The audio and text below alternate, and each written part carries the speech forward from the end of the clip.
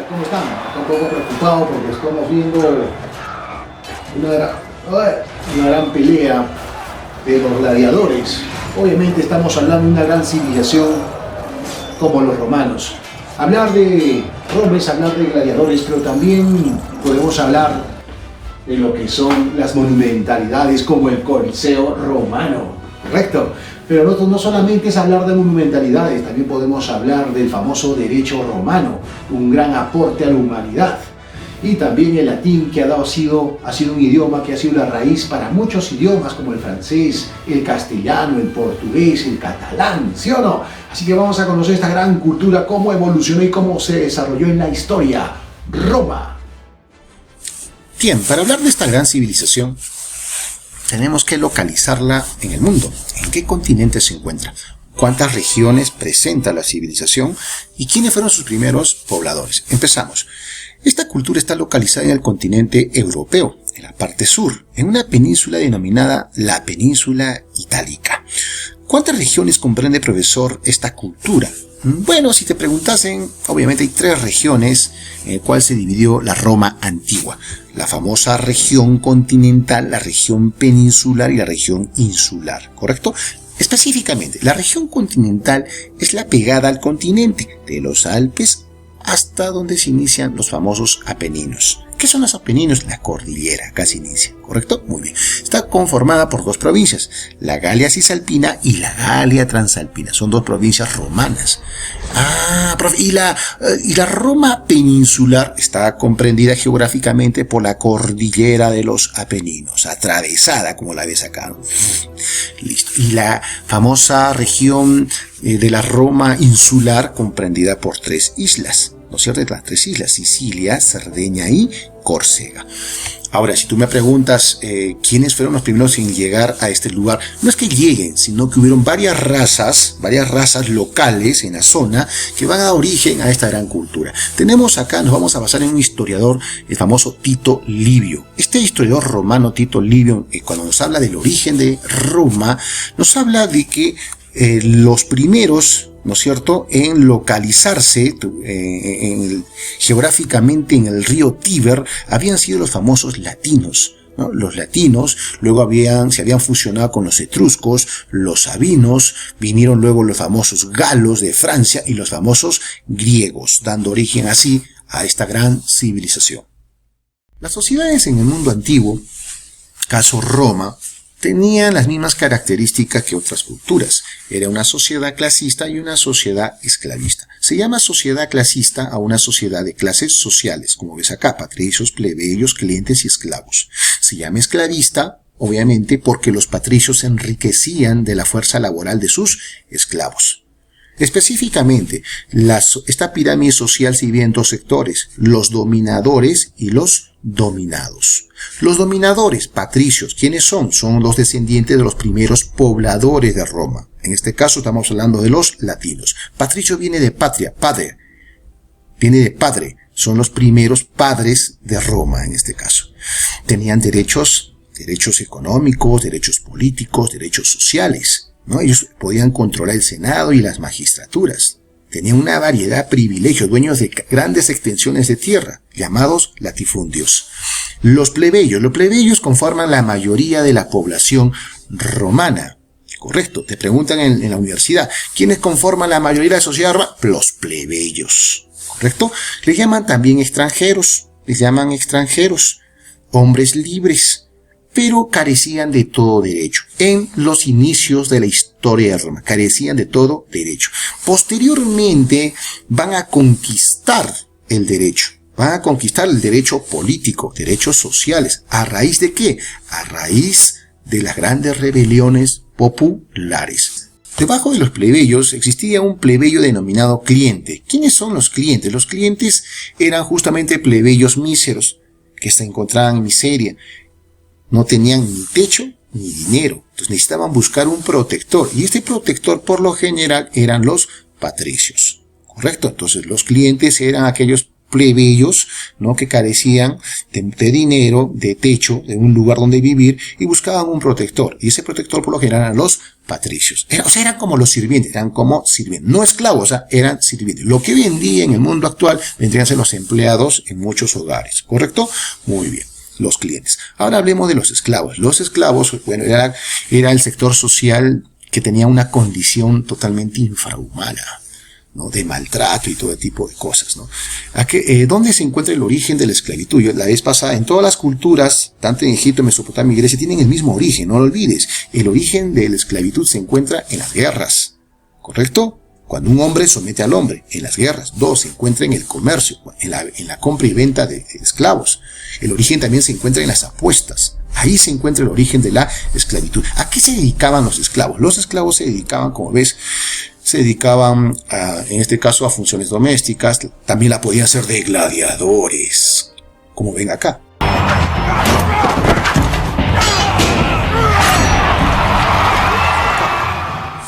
También se dedicaban al campo agrícola o también los enviaban a las famosas minas. Dependía del amo en este caso. Esto era la estructura de la sociedad romana. ¿Qué pasa si nos preguntan en un examen de admisión? ¿Cómo vendría la pregunta? Ya llegó una vez, pregunta clásica, ¿no? Sector social en Roma, sector social privilegiada con muchos derechos, ¿no es cierto?, para acceder al poder político. Respuesta, patricios. Conforman la mayoría de la población. La mayoría de la población, los plebeyos. Eran sirvientes, ¿no?, de un patricio, denominados hombres libres, y tenían como protector a un patricio. ¿Quiénes son? Los clientes. Su origen se encuentra, de este sector social, su origen se encuentra en las guerras, en las apuestas. ¿De quién estamos hablando? De los esclavos. ¿Ok? Listo.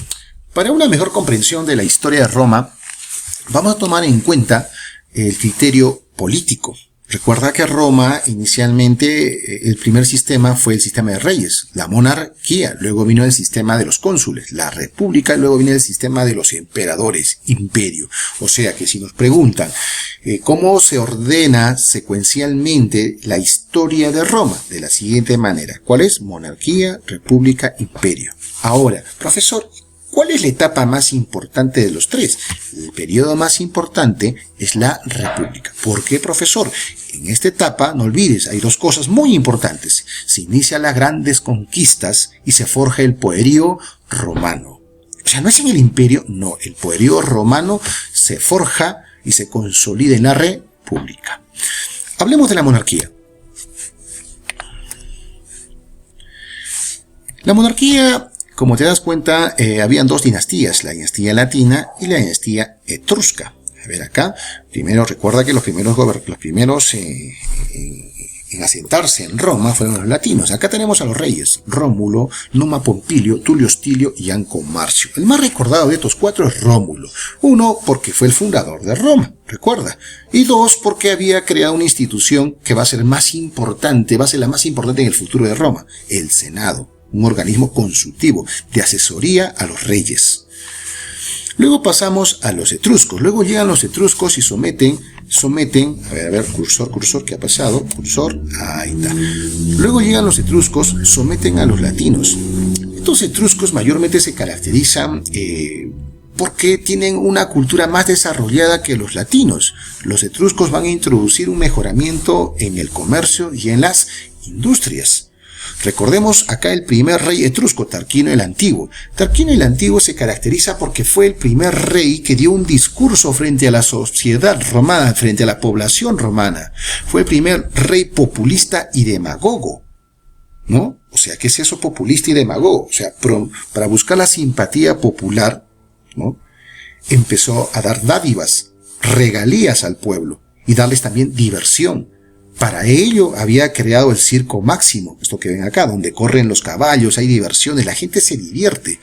O sea, lo que quería Tarquino el Antiguo era contentar a la población romana. Y también Tarquino el Antiguo mandó a construir lo que conocemos como la plaza pública más importante de Roma, el Foro Romano.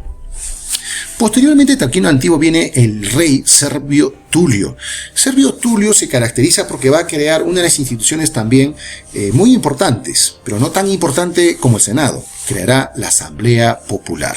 O sea, recuerda, ya hablamos de rey, Senado por Rómulo y la Asamblea Popular por Servio Servio Tulio, ¿correcto? Muy bien. Posterior viene Servio Tulio será asesinado por su yerno, que es Tarquino el Soberbio. Creo que el nombre, el apodo, ¿no es cierto?, entre comillas, lo dice todo. Era una persona totalmente egocentrista, egoísta, ambicioso, tan ambiciosa que llegó a chocar con este sector social, ¿no? Los patricios. Uno de los peores errores políticos que cometió Tarquino el Soberbio. Solo estaban esperando el pretexto para que se determine su decadencia. Y el pretexto llegó. Fue justamente que su esposa, Lucrecia, había sido violada justamente por uno de los hijos de Tarquino el Soberbio. Esto fue un escándalo en toda la sociedad romana, y toda la sociedad, todos los plebeyos, patricios, se unieron para aplastar a Tarquino el Soberbio y terminaron con su muerte, dejando así solamente un mal recuerdo de este sistema llamado la monarquía. Ahora vamos a dar paso a un nuevo sistema, la República. La República comprende del año 509 años antes de Cristo a 29 años antes de Cristo. Recordemos que hemos hablado de dos grandes características. Hemos hablado que se inician las grandes conquistas, ¿correcto? Y se forja el poderío romano. Pero también hay otras características. Por ejemplo, se va a vivir una gran prosperidad económica en la República Romana. También van a haber crisis sociales, hay contradicción social. Los plebeyos van a exigir derechos, ¿no es cierto?, al Senado. Y se va a generar las grandes rebeliones sociales. Al final el Senado va a tener que aceptar y otorgar los derechos a los plebeyos. Ya los plebeyos serán considerados ciudadanos. Otra característica. Se van a vivir contradicciones sociales. Y cuarta característica, van a haber también crisis políticas, enfrentamientos entre los magistrados. Crisis política que va a tener que ser solucionado por los triunviratos. ¿Correcto? Muy bien. Entonces, en la República se dan una variedad de hechos, ¿no?, que se les va a llamar características. ¿Correcto? En la UNSA te pueden preguntar, ¿qué característica corresponde a la época republicana? Ya sabes, 1, se inician las grandes conquistas. 2, se forja el poderío romano. 3, se va a vivir una gran prosperidad económica. 4, se va a vivir una contradicción social donde los plebeyos exigían, ¿qué cosa? Derechos, y que lo van a adquirir con sus rebeliones, ¿correcto? Y 5, se va a vivir una gran crisis política. Y será solucionado, obviamente, cuando ingresen al poder los grandes triunviratos. Ahora, ¿cómo está organizado la República, profesor? La República está organizada de la siguiente forma. Habían cónsules, había un senado y una asamblea popular. Los cónsules son los que reemplazan a los reyes, ¿te acuerdas? Sí, profesor. Los cónsules. Los cónsules tienen la dirección suprema de Roma. Eran dos cónsules elegidos por un año. ¿Quién los elegía, profesor? Por democracia, no. Eran elegidos por la famosa asamblea popular. Hay una asamblea llamada la asamblea de los centuriones. La asamblea centurial era quien elegía a los cónsules por un año. Listo. Profe, ¿quién los asesora? ¿Ellos daban la última palabra? No. Quienes tenían la última palabra en una decisión política era el famoso Senado. El Senado tenía la última palabra. Ellos aprobaban o rechazaban cualquier ley que daba la Asamblea Popular. Ok, entonces, la Asamblea Popular, por ejemplo, habían 3 asambleas. La Asamblea Curial, la Asamblea Centurial y la Asamblea Tribal. La Asamblea Popular tiene por objetivo elaborar leyes. ¿Quién daba la última palabra? El Senado. Ellos aprobaban o rechazaban las leyes. Ah, profesor.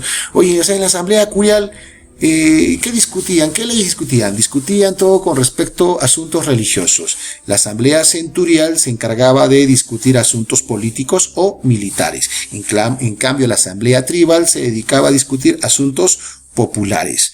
Todo problema popular tenía que tener una decisión, llamados plebiscitos, que eran acuerdos. Una de las grandes conquistas de la Asamblea Tribal, una de las grandes conquistas era enviar tribunos al Senado, como representantes del Senado. ¡Wow! Profesor, ¿y hay otro tipo de magistrados, aparte de los cónsules, senadores y de la Asamblea? Sí, hay otro tipo de magistrados. Y es más, para ser magistrado, ¿no es cierto? Tú sabes que el alto rango de magistrado es ser cónsul. Es el alto rango de ser un magistrado, llegar a ser cónsul. Pero para llegar a ser cónsul es toda una carrera pública. Esta carrera pública se denomina el cursus honorum. El cursus honorum, o llamado también la carrera pública. De un rango menor escalaba hasta un rango mayor. ¿Correcto? Muy bien.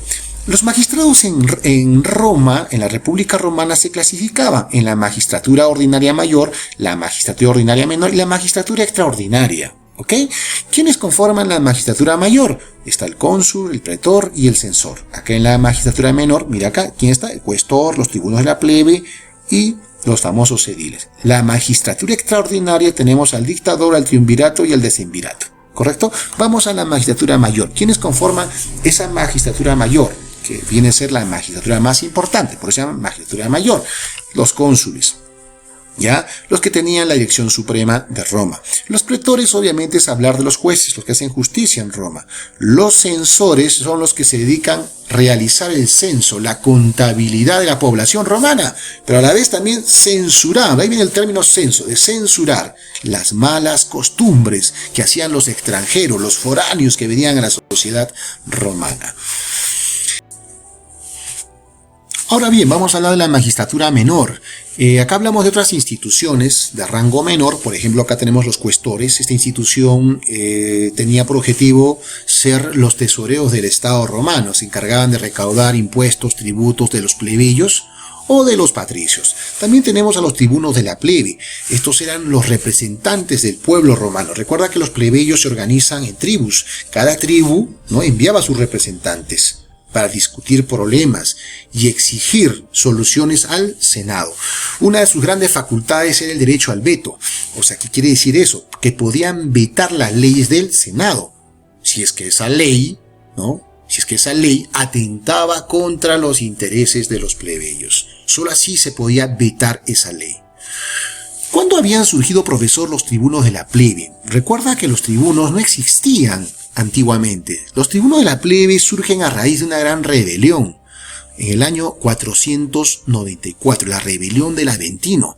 Fue una rebelión en la cual los plebeyos exigían al Senado, exigían derechos, porque si hay república había que hablar de igualdad de derechos. Entonces los plebeyos tomaron justamente una de las colinas de Roma, que es la colina del Aventino, y condicionaron a los senadores, ¿no? Les dijeron, no bajaremos, no, vamos a dejar de producir hasta que no nos otorguen los derechos. Si no nos otorgan los derechos, no bajamos de la colina. Fue una situación un poco preocupante para el Senado, que al final tuvo que aceptar. Y al final el Senado tuvo que crear los tribunos de la plebe para que estos tribunos, ¿no?, velen por los intereses de la población. ¿Ok? Listo. Luego vino otra institución llamada los ediles, lo que son actualmente los alcaldes, ¿no? Los alcaldes, recuerda que se encargan de qué cosa, de embellecer, ¿no?, ornamentar la ciudad. Ahora vamos a hablar de la magistratura extraordinaria, como dice el mismo nombre. Estas instituciones solo surgen de manera extraordinaria, solo cuando hay casos graves, crisis social o una crisis política. Por ejemplo, tenemos acá el dictador. El dictador asume el poder cuando hay una crisis social o política por un lapso de 6 meses. Solo tiene un lapso de 6 meses para solucionar el problema social o político que hay en Roma. ¿Correcto? Muy bien. Ahora, si el problema es muy grave, obviamente el Senado nombraba un triunvirato, ¿no?, conformado por 3 personas para solucionar esta crisis. En la historia republicana hubieron 2 triunviratos. ¿Correcto? Muy bien. Ahora, si la situación, la crisis es de carácter, en este caso de derecho, hay problemas de derecho cuando, digamos, el pueblo, los plebeyos exigían leyes al Senado, entonces tenía que el Senado crear una institución, un organismo especialistas en elaborar leyes. A esto se denominaba el famoso decemvirato. El decemvirato se encargaba de elaborar estas leyes. Por ejemplo, en la historia de la República Romana, el primer decemvirato se estableció en el año 455, como ven acá, años antes de Cristo. Ellos fueron los primeros en legislar las leyes de Roma, elaborando la ley de las 12 tablas. Entonces, las magistraturas en Roma se clasificaban, ¿en cuántas dijimos? En tres. ¿Cuáles son? La magistratura mayor, magistratura menor y la magistratura extraordinaria. Si hablamos de dictador, hablamos de los extraordinarios. Si hablamos de los cuestores, hablamos de la magistratura menor. Si hablamos de los pretores o censores, magistratura mayor. Tenemos que ubicarlos de acuerdo a su clasificación. Ahora vamos a hablar de la etapa imperial. Cuando hablamos de la etapa imperial, vamos a hablar de dos fases, la fase del principado y la fase del dominado, ¿no? En la fase del principado hablamos de los césares y del dominado de los dominus, ¿correcto? Muy bien. El imperio empezó en el año 29 años antes de Cristo hasta 476 después de Cristo. Correcto. El principado se caracteriza porque en Roma había una estabilidad económica, una estabilidad social y política. Se podría decir la edad dorada de la etapa imperial. En cambio, el dominado, que empieza en el siglo III, es una etapa de crisis. La crisis del sistema esclavista. Hay una crisis ya social, económica y política. Hay contradicciones por todo lado. Y Roma decaerá. Hablemos de la fase del Principado. ¿Qué emperadores son los conocidos? ¿Cuál es la importancia de cada uno? Por ejemplo, en el Principado tenemos al mejor emperador de todititos, ¿no? El mejor emperador de la época en Roma, Augusto, ¿no? Augusto, en su época, este fue el gran organizador. Si Grecia tuvo a Pericles, Roma tuvo a Augusto. Si los incas tuvieron a Pachacute, el gran organizador de los incas, Roma tuvo a Augusto. ¿Correcto? Es una comparación, una relación. Muy bien. En la época de Augusto nace Cristo, ¿ya? Luego viene Tiberio. Lo recordamos a Tiberio porque en su época se va a crucificar a Jesucristo. Luego viene Nerón. Hablar de Nerón es hablar de incendios, ¿correcto? Es quien inicia mayormente la persecución de los cristianos. Correcto, Nerón le echa la culpa de todas sus crisis, de todos sus problemas políticos, económicos que había en Roma, y le echó la culpa a todos los cristianos, ¿no? Y inicia la persecución de los cristianos. Más adelante vendrá un emperador que se convirtió en un gran demagogo. Se dio cuenta que la forma de poder contentar a la población era mediante las fiestas, mediante las peleas de los gladiadores, y mandó a construir uno de los anfiteatros más grandes de la historia, el Coliseo Romano, Flavio Vespasiano. Luego viene un emperador llamado Trajano. Con Trajano se va a lograr la máxima expansión de Roma. Correcto. Luego viene la etapa de los dominus. Ya acá viene el poder absoluto, ¿no? De los grandes emperadores. Tenemos a Diocleciano. Este Diocleciano va a crear las cuatro tetrarquías. ¿Cómo son las cuatro tetrarquías? O sea, Roma se divide en dos fases. Se divide en dos partes. La Roma oriental y la Roma occidental. Correcto. Para cada Roma habría pues dos emperadores, correcto. Uno, emperador. Pero en la Roma occidental habría su emperador y el subemperador, ¿no? En la Roma oriental habría su emperador y su subemperador. Entonces, ¿cuántos son? 4 emperadores, ¿correcto? Muy bien. Entonces, quien crea las tetrarquías es el famoso emperador Diocleciano. Luego hablamos de Constantino. Constantino, recuerda, es importante porque él vuelve a unificar las Romas, ¿no? Habían 4, los unifica. Ya, bueno, él es importante porque dio el famoso Edicto de Milán. El Edicto de Milán se caracteriza porque va a otorgar libertad religiosa. O sea, va a respetar todas las religiones en Roma, incluso a la cristiana. Entonces ya se dejó de perseguir a los cristianos. ¿El por qué? ¿Qué pasó con Constantino? Eso hay que investigar, hijo. Eso hay que investigar. Y tiene su respuesta. Pero dejó de perseguir a los cristianos y muchas religiones. Incluso a los judíos se dejó de perseguir. Pero fue justamente a raíz del Edicto de Milán, que otorgaba libertad religiosa. Luego viene Teodosio. Teodosio viene en el año 379 hasta el año 395 después de Cristo. Él va a dar el edicto de Tesalónica.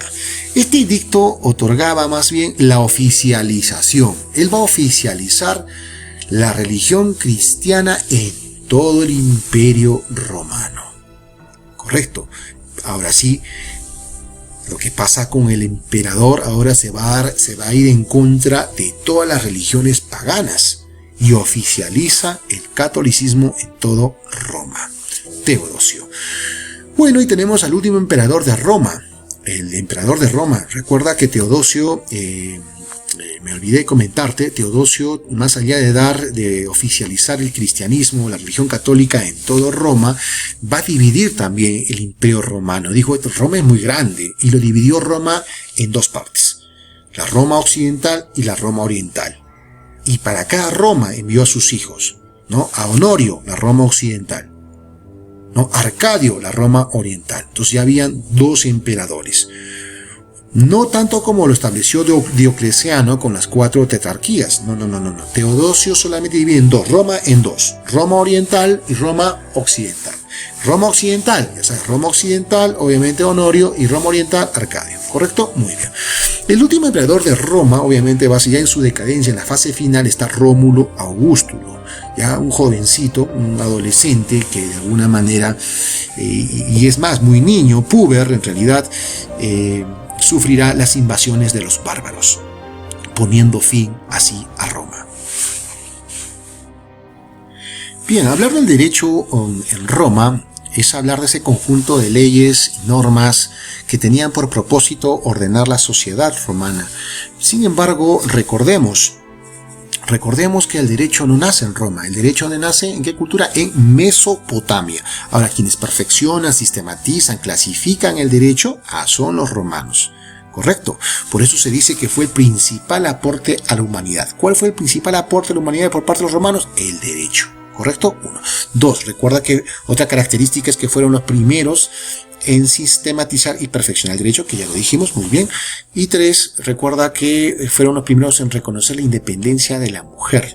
Esto quiere decir que Roma en su derecho reconocía a la mujer como persona independiente frente al hombre. Esto quiere decir que las mujeres podían obviamente divorciarse si es que les parecía, ¿no?, frente al varón.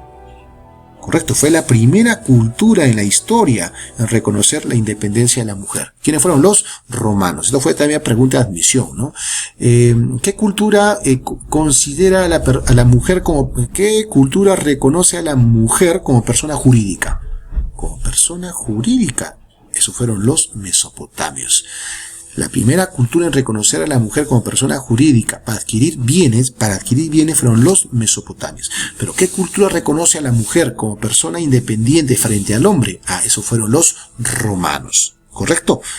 Muy bien. Entre las leyes que destacan tenemos, la ley de las 12 tablas fue la primera legislación, fueron los primeros códigos escritos en Roma. ¿Recuerdas lo que hablamos hace un momento? Recuerda que en Roma antiguamente las leyes en Roma se manejaba de manera informal. O sea, los jueces no tenían un documento, no tenían una normativa, ¿no?, donde decían, según la ley 1 o 2, no existía eso. Todo estaba simplemente en la mente. Y es por eso que el derecho era informal en Roma, en sus inicios. Es por eso que provocó injusticias, provocó informalidades, ¿no es cierto? Y los plebeyos se levantaron contra ello. Se rebelaron en el año 451 años antes de Cristo, exigiendo formalidad en el derecho. Y es por eso que el Senado tuvo que enviar especialistas a Grecia y plagiar la legislación de Solón, ¿no? Y luego perfeccionarla en Roma. Y lo perfeccionaron. Y el Senado creó una magistratura de 10 personas para redactar, obviamente, la legislación romana. Y se elaboró la ley de las 12 tablas. ¿Correcto? Muy bien. Luego, en su proceso, aparece la ley de Canuleia, donde ya los plebeyos también, a raíz de sus revueltas, sus exigencias al Senado, ¿no es cierto?, exigían la igualdad de derechos en los matrimonios. ¿Por qué no casarse entre plebeyos y patricios? Algo que no existía, no estaba prohibido. La ley de Canuleia decía que un plebeyo se puede casar con un patricio. Luego aparece la ley de Licinia, donde también los plebeyos podían ocupar cargos públicos. Incluso los plebeyos podían ser representados en el Senado. Correcto, con la ley Licinia. También viene la ley Claudias. La ley Claudias se refiere a que el Senado está prohibido hacer comercio. Si eres senador, estás prohibido hacer comercio, ¿correcto? La ley Ogulnia es cuando los plebeyos podían acceder al sacerdocio, algo que también estaba prohibido, pero con esta ley ya pueden acceder al sacerdocio. La ley Hortensia era cuando los plebiscitos asumían fuerza de ley. Recuerda que la asamblea popular se divide en tres: asamblea curial, asamblea centurial, asamblea tribal. La asamblea tribal, cada vez que se reunía, ¿no?, resolvían problemas, tomaban decisiones para resolver sus problemas. Estas decisiones se llamaban plebiscitos en la asamblea tribal. Estas decisiones, llamados plebiscitos, no olvides, tenían fuerza de ley, y así lo decía la ley de Hortensia, ¿correcto? Muy bien, muy bien. Cuando hablamos de arte romano, hablamos de su máxima expresión, la arquitectura. Obviamente fue una pregunta de admisión que llegó muy sencilla. Decía, la máxima expresión artística en Roma estaba representada por, respuesta, la arquitectura. También había escultura, había pintura, música, cerámica, todas las expresiones artísticas, pero la máxima expresión artística fue la arquitectura, como muchas culturas en sí en Europa, en el viejo mundo. Hablar de arquitectura es hablar de todas estas maravillas. Esta es la antigua Roma. Miren, increíble, ¿no? Inmenso Roma en esos tiempos. Era la ciudad más grande del mundo antiguo. Llegar a Roma era llegar a la ciudad más hermosa. ¿Cuáles eran las edificaciones arquitectónicas más maravillosas? Si nos vamos a ver en esta imagen más sencilla, ¿no?, lo hemos reducido a Roma en pequeño, ¿ya? Estas son las obras más conocidas, ¿no? Ustedes recuerdan a Roma, lo que se define en la mente es el anfiteatro, el Coliseo romano. ¿Recuerda? Listo. Cerca del Coliseo tenemos la plaza más importante. Recuerda que toda Arequipa tienes tu plaza de armas, ¿correcto? Ya, ellos también tienen su plaza, pero ellos le llaman el famoso foro. El foro romano, la plaza pública, ¿correcto? Listo. Ellos también tienen acá el Arco del Triunfo. Los Arcos del Triunfo eran edificaciones mandadas a construir por los emperadores, justamente en honor a la llegada, en conmemoración a la victoria que tenían frente a otros pueblos extranjeros. Tenemos los puentes, ¿no?, que construían cerca al famoso río Tíber, ¿no?, otra construcción arquitectónica maravillosa. Tenemos también lo que son las famosas las basílicas. Mira la basílica que tenemos, una de las basílicas hoy en día, antiguamente el templo más famoso, el templo más conocido como el Capitolio. Si nosotros tenemos a la plaza pública, la plaza de armas hoy en día, y el centro religioso más importante es la catedral que tenemos, ya en esos tiempos, cerca a la plaza del foro romano, lo tenían acá su santuario. El santuario más importante se llamaba el Capitolio, ya en honor al gran dios Júpiter. Si Grecia tiene a Zeus, Roma tiene a Júpiter, ¿correcto? Muy bien. Tenemos las termas, ¿no? Eran los baños públicos donde la gente se reunía, ¿no?, para conversar, para relajarse. Acá habían patricios, plebeyos, de todo. Todos los ciudadanos entraban a estos lugares. Tenemos la muralla, ¿no?, la construcción que rodeaba, como toda cultura en el mundo antiguo, tenía que estar rodeada de una gran muralla, la muralla de Roma. Ya, listo, muy bien. Tenemos acá el famoso circo, el Circo Maximus, recuerda, donde hacían competencias, carreras los caballos, gladiadores de todo tipo. Era un centro de diversión de la población. Entraban 300.000 espectadores en este Circo Máximo. Recuerda que fue construido por el famoso rey Tarquino el Antiguo. Bueno, también tenemos los famosos acueductos que alimentaban de agua a la ciudad de Roma. También tenemos acá el famoso teatro, donde representaban escenas de tragedia, ¿no es cierto? Las escenas también de comedias, etc. Bueno, estas son las grandes obras arquitectónicas que había en Roma. Profesor, ¿y por qué se caracteriza la arquitectura romana? Bueno, cuando hablamos de las características, tenemos que saber que en la Roma antigua hubo influencia mucho de la arquitectura etrusca. Dos, el material que empleaban era el cemento y justamente el famoso hormigón. El hormigón es un compuesto de varios materiales, ya sea piedras, ya sea cal, ya sea cemento. ¿Ya? Listo. Y tres, obviamente, en la arquitectura antigua, como ven acá caben dos PPTs. Puntos, ¿correcto? Mira acá. Uno, recuerda que acá estamos viendo las características de la Roma antigua. Estas son características de la arquitectura, pero en la Roma medieval. ¿correcto? En la Edad Media. En la antigüedad mayormente se conocía el arco de medio punto. Este es el famoso arco. Este es un estilo netamente románico. Tenemos las bóvedas. Estas son las dos, bóveda. Esta es bóveda de cañón. Esto que ves acá, bóveda de cañón. Esto tenemos en la Academia Mendel, en Rivero 206. ¿Qué, profe? ¿Tenemos el estilo románico? Lógico. ¿Y quién lo trajo acá a Arequipa? Los españoles. Es una construcción antigua. Las bóvedas de cañón. También tenemos las bóvedas, ¿no?, de arista, ¿no? Tipo cruz. Son bóvedas de arista. ¿Listo? Estas son las famosas cúpulas, no como el convento Santa Catalina. ¿Ok? Tarea así que visitar Arequipa después de salir de esta cuarentena, ¿correcto? Pero para observar y con mucho cuidado. ¿Ok? Entonces, vuelvo a repetir, ¿cuáles son las características de la arquitectura romana? Son varias. Uno, que tuvo influencia de la arquitectura etrusca. Dos, el material podía ser de cemento o también podía ser de hormigón. ¿Correcto? Tres, se conoce el arco. Ellos aportan el arco de medio punto. 4, dan a conocer también las bóvedas de cañón y las bóvedas de arista.